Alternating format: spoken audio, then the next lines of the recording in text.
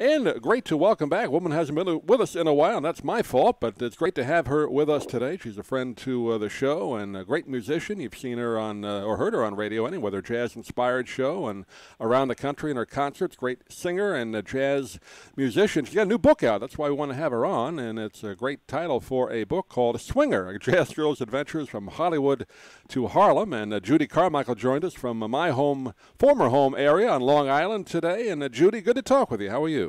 Thanks for having me, Doug. Glad to be here. Yeah, it's been a while since we chatted. I know you've been traveling around the world. I think you were just over in London, which you just told me about. So yes. great to have a chance to catch up with you. I've had a lot of time in other countries, and that's in the last few years, just constant travel. And in fact, I'm trying to do more things in the States. I've sort of put that as my goal for the next couple of years at least, because I've just been gone so much that I thought I want flights that are under 10 hours. See if I can, that's my goal. Right. So I can do things that, I love coming to Florida, nice and close, so it's great. So I have to come down by you. You're out eastern Long Island, if I remember correctly. I am. I'm in Sag Harbor in the Hamptons. And I feel very blessed to live in this beautiful place. Very, very pretty. I'm right a couple of blocks away from a very beautiful bay.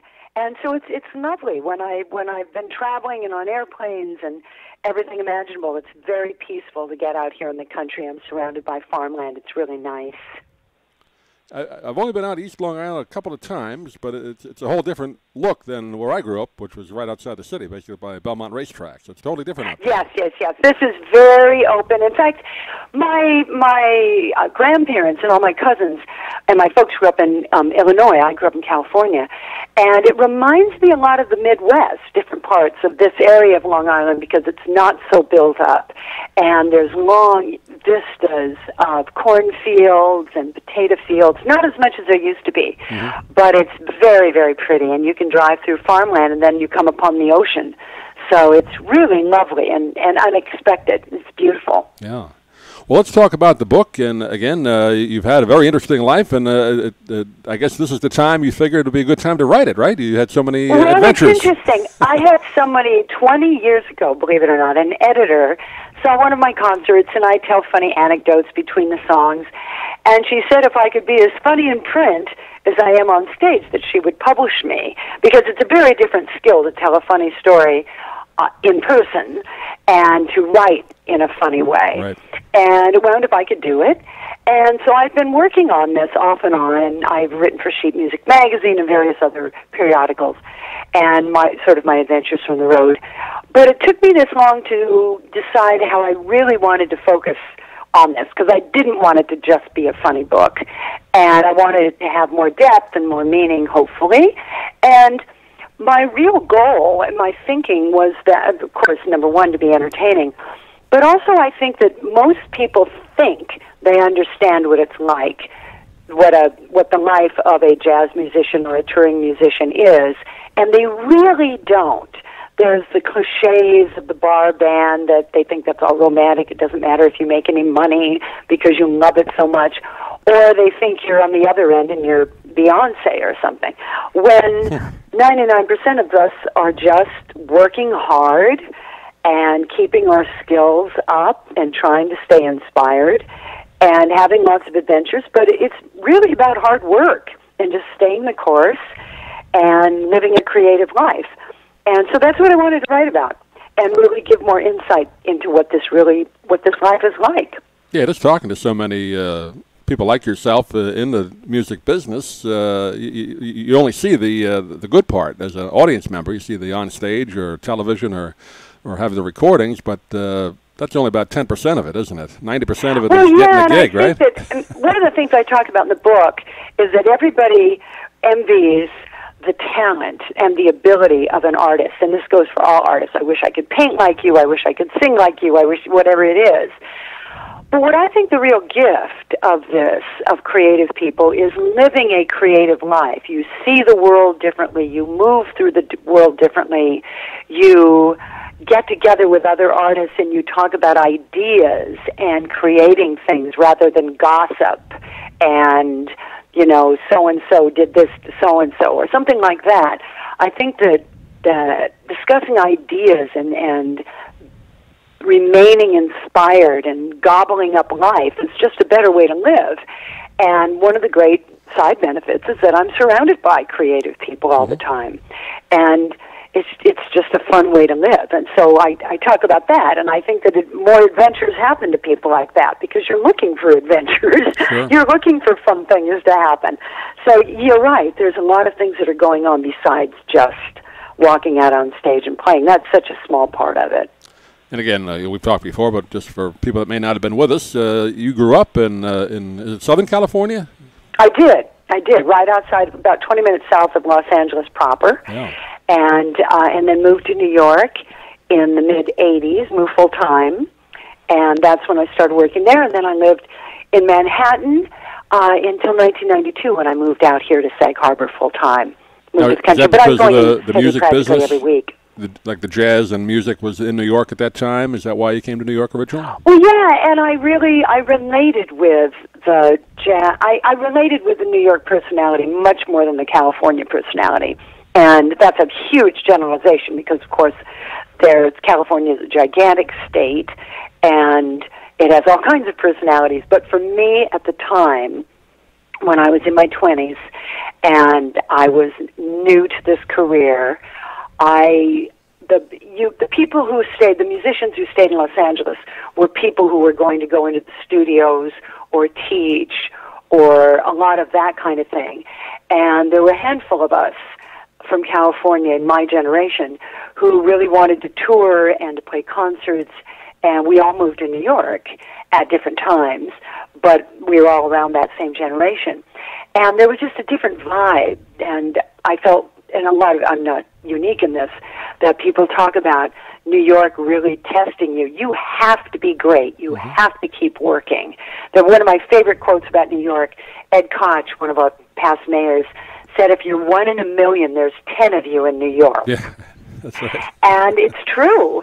So you can't be lazy. You know, people think they're great. You come to New York, and boy, that really sets you on your ear. You think, I better practice more, I better work harder. And I needed that. I wanted that. I wanted that competition. I wanted that. I wanted it to be about the music, too.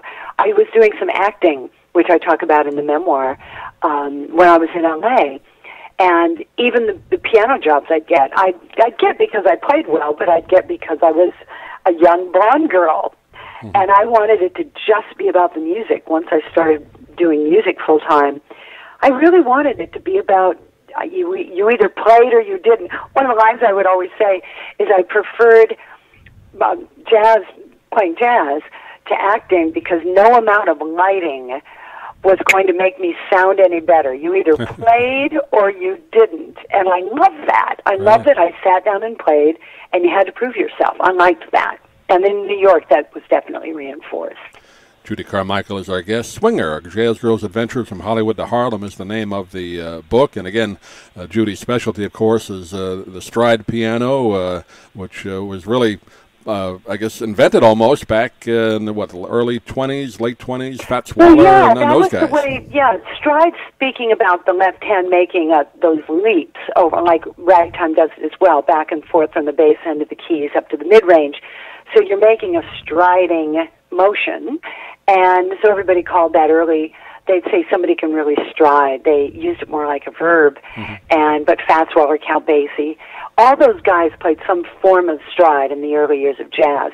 So all jazz piano grew out of stride. That was just the style. And this is a vocabulary that's informed how I play, and I'm not recreating it exactly, but it's a strong part of my playing. So people associate me with it, and they'll call me a stride pianist because of that. And just watching you, in the live concerts I've seen with you and other greats, Dick Hyman, our mutual friend, lives down here, and just how hard it is to, looking at I always marvel how you piano players cannot even look at the keys and know the right notes to hit. That's got to be the hardest one to do, though, in that style. Well, you really have that's the secret with stride. You cannot be looking back and forth as you make those leaps and play. You just can't. You've got to have that so solidly under your fingers, or you can't really do it, and that's where I think people have difficulty playing it. It's very hard to play a little bit of stride. You've got to really have it together. Well, now, again, obviously, you didn't grow up in the 20s. How did you kind of get into that type of music? Any radio station out there or in California? No, How'd you it do it? wasn't that. I realized, for whatever reason, I became obsessed as a child with 30s and 40s musicals. Mm-hmm. I just adored them. And my parents, of course, it was my parents' generation, they would talk to me about these because I'd say, oh, I love that. Who's that? And they'd say, well, that's someone named Fred Astaire, and that's this and this. And I was watching that, from a very, very young age. So if there was a movie, a Fred Astaire movie on, we had something called the $1 Million Movie, and sure. The same movie would play 7 nights in a row. Remember that? So I would watch it 7 nights in a row, and I'd memorize all those songs and the dance numbers. And so I, in a way, grew up with 20s and 30s music. It was in my bones because I heard so much of it. And then when I wasn't planning on a music career, but then while I was in college, I did get a job playing music. I played ragtime because I'd memorized some rags. And somebody that came to hear me gave me a cassette of Count Basie. And I loved it, and it was that same music. It was with Benny Moten's band, so it was from the 30s. And I didn't make that connection till later, but it was the same era of music. It was just, less commercial, I guess you'd say, then. But it was all out of that same repertoire and early swing music, and I loved it. So I listened to a tape of Basie and taught myself how to do it. I was going to say, you're pretty much self-taught then. Yes, completely. Yeah. I took that one tape that I had and played it over and over and over, figured out what he was doing, taught myself how to do it. I was fully formed as a pianist before I heard someone play stride. Wow. And I remember coming to New York, and I can't even remember who it was, but to see someone in person and see, so that's how they do it, because I figured out my own way of doing it. Right. And my hands aren't as big as, I have huge hands, but certainly not as big as Fats Waller or Count Basie. So there were a lot of things that they were doing that I couldn't do, that I just figured out a different way to accomplish it.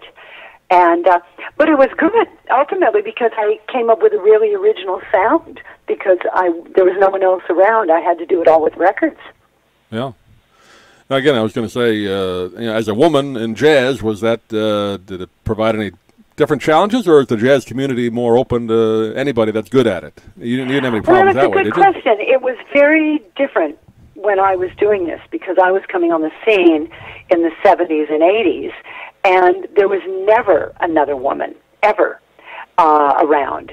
And there would be singers, but when I got one of my first jobs was at Disneyland playing piano, playing ragtime piano, and I was the first woman instrumentalist ever hired by the Disney organization. So there was no women's dressing room. I was in a dressing room with 10 men. Every festival I did was all men. And like I said, there'd be the occasional singer. And when I was first doing jazz festivals, of course, when I was quite young, Sarah Vaughan was still around, and Ella, and people like that. So you'd have them. But there was never a woman in the band. I was always the only woman. And in terms of the challenges, the challenge would be people's preconceived notions. Right. So if they saw a picture of me, or they saw me and didn't hear me play, they'd assume I couldn't play. But once they heard me play, if they were serious musicians, all of the guys were supportive. They considered me one of them. The old guys were very protective. I would play a festival, and I'd meet somebody, and they'd say, oh, I know about you. I heard about you. You're serious. That was the biggest compliment they could give, that somebody in the community had said, you're going to see this blonde chick from California, and you're not going to believe she can play when you see her, but she's serious. Give her a listen. And so it was challenging, but I got tons of support from the great musicians. I was very, very fortunate. And then when I did meet a few women, I knew Carmen McRae. Oh, she was a huge supporter. And Sarah Vaughan I knew very well, and she was a great supporter. So yeah, I was really fortunate. I consider myself very lucky that I'm just old enough that when I was 20, these people, my early 20s, these people were still alive. Around, so I could get to know Count Basie, Freddie Green. And I talk about that in the book, which is great. you know, how I got to know these people, how they helped me, a memorable golf game with Sarah Vaughan, Harold Jones, and Freddie Green, which was life-changing for me. You know, really amazing, really amazing. And just looking through some of the notes, and I'm looking forward to reading the book, but we didn't have a chance before we talk, but you got some great names that you've worked with or performed for. Rod Stewart, right, and Robert Redford, a couple of names there? I did. That was, I'll tell you, I've done a number of things for Robert Redford. He's had me out to Sundance numerous times, and we've got to know each other, and we have a very similar view on creativity and how you arrange projects and things. So whenever he's doing something new, very often he'll invite me to be the person who launches that program. And so we have a really great relationship. Rod Stewart is a wonderful story because Rod Stewart's office called me. This was in the early 80s, and I only had one record out, and Rod had it. And so it's probably about 83, 84 when this happened.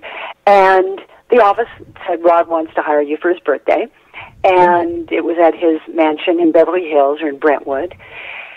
And the entertainment was the Tonight Show band. So back then it was Doc Severinsen and the Tonight Show band and me. And I couldn't imagine what I was going to do. But I got there and the party was raging on and everyone was there from, Gregory Peck to Cher. I mean, it was just this really mixed group of people. And it was the 80s, so we had a huge room that was a disco. And he had a ballroom where the older people, like the Gregory Pecks, all danced. And the Tonight Show band played. And then I was there for hours. And finally, I went up to Rod and I said, well, what am I going to play? What do you want me to do?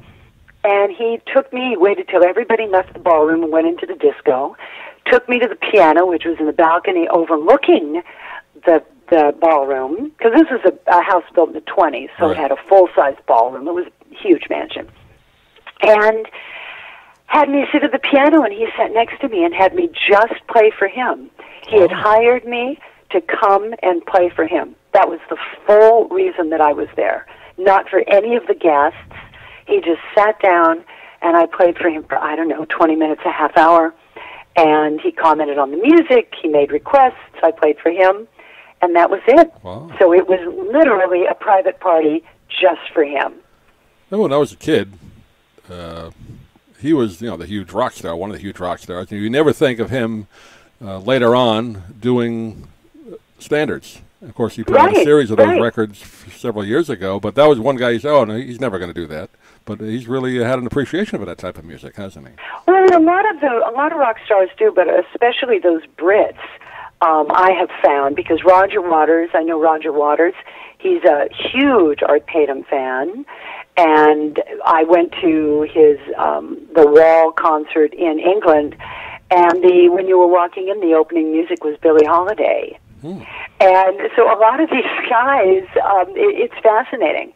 They really are big, a lot of them are jazz fans. And Rod had gotten my record, and that's why he liked the record, and that's why he called. So I was thrilled. I mean, surprised, but thrilled. Yeah. Well, I know Paul McCartney, he put out an album a few years ago of standards. So, yeah, they've all appreciated American music and that type of music. That's great. Yep, absolutely. Well, the name of the book is Swinger, A Jazz Girl's Adventures from Hollywood to Harlem. We've been talking with Judy Carmichael today. Judy, I know we went a little over, but before we go, talk a little bit about, of course, the radio show, Jazz Inspired. I know you're still traveling around the country interviewing people. Who you got coming up? I am. I'm in my 18th year, which I'm very proud of. And I just interviewed Paula Poundstone. Oh, so great. NPR listeners will know her and other people from her stand-up. And she was fantastic. She's a big fan of Vince Giordano and the Nighthawks, which I found interesting. Right. Loves 30s music, swing. She has a new book out, and so I talked to her about that, where she was exploring different things to see what would make her happy. It's the exploration of happiness. It's really sweet. So we talked about her favorite music. I also had David Silverman, who he's been with The Simpsons longer than any other animator. So he's a Simpsons animator, and he has a new film coming up that he's working on. He did Monsters, Inc., and he's also a tuba player. So we played a tune together, and that was fun. So those were both really interesting. I'm going to be the New York Voices has a new CD that they had just come out, so I'm talking to the leader of that. And so I've got some fun stuff happening, really good stuff. So keeping the show going, and I try to get ahead. I tape them because I'm traveling so much, so I will. I have John Altman, great film composer. I interviewed him when I was last in England. So when I go over to England, I will do all my Brits over there, and then when I'm in LA, I'll do some recording there of different people that about. They're usually movie people, and then here in New York. So I'm still enjoying it. I just love it. I've had a great time at the show, and I'm proud. It's been going 18 years. It's a long time. Public radio, so people can listen to it there, and available as I think you podcast them too, don't you, Judy? You can find that on your website, right?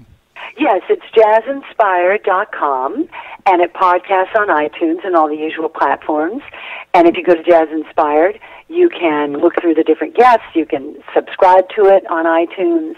You can download it.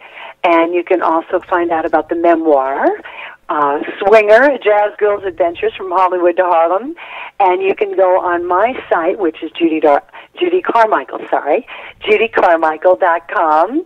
And you can find it there, or you can order it on Amazon or at your local bookstore. That's it. And we'll put a link as well on our website and the interview. And I want to thank you not only for doing the show, but keeping long-form interviewing alive. You can't find that on regular radio anymore. So good to have it.